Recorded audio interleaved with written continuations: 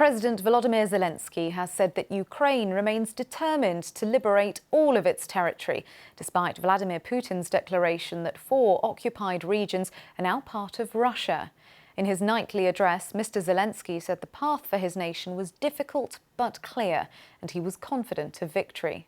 In a signing ceremony at the Kremlin on Friday, Mr Putin announced that Donetsk, Luhansk, Zaporizhzhia and Kherson were being absorbed into Russia.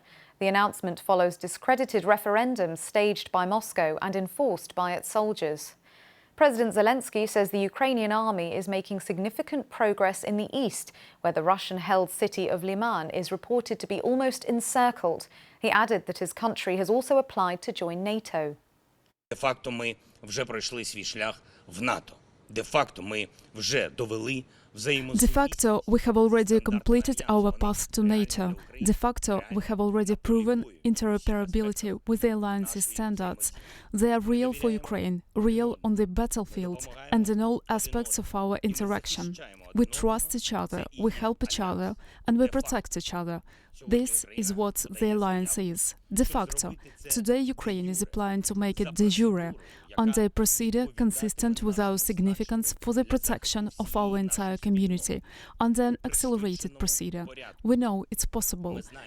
We have seen Finland and Sweden start accession to the alliance this year without a membership action plan.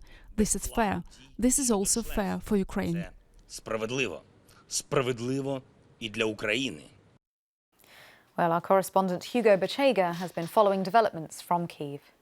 Well, the Ukrainians are saying that this changes anything, that everything that happened in Moscow yesterday was a farce, that the announcements have no legal value, no legitimacy, and they say they're going ahead with the offensive to retake towns and villages that are now under Russian occupation. And those 4 regions of Ukraine, Donetsk, Luhansk, Zaporizhzhia and Kherson, are only partially occupied by the Russians, and fighting continues. And in the last hour, we had a military spokesperson saying that the Ukrainian forces have now encircled the strategically important city of Liman in the Donetsk region. This is a major hub for the Russians to resupply their troops in the east of the country. So now it seems that the Ukrainians have now managed to encircle this town, the town of Liman, with thousands of Russian troops now completely cut off. And if they manage to retake this city, it is going to be a major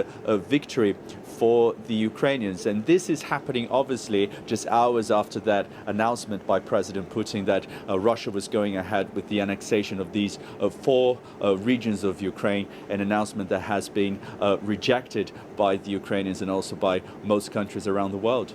Yeah, so what impact does that have on the Ukrainians taking of Liman, given that that is in Donetsk, which Putin has said now that it's, in his view, under Russian territory, it's on Russian soil and is seen as an act of aggression?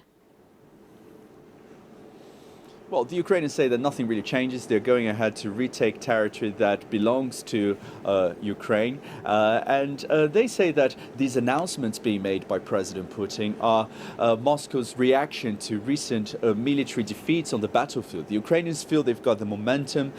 They're going ahead with this counteroffensive.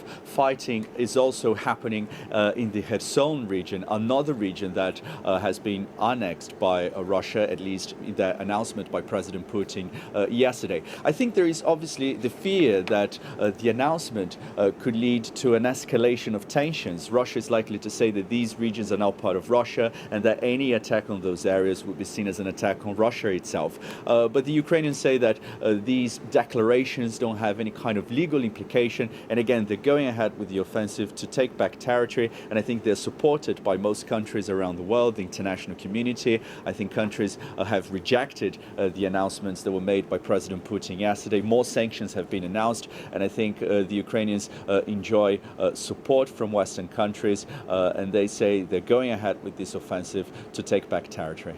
And Hugo, Ukraine is reporting that the director of the nuclear power plant in Zaporizhzhia, which is the biggest power plant in Europe, has been detained by the Russians. What details do we have on that?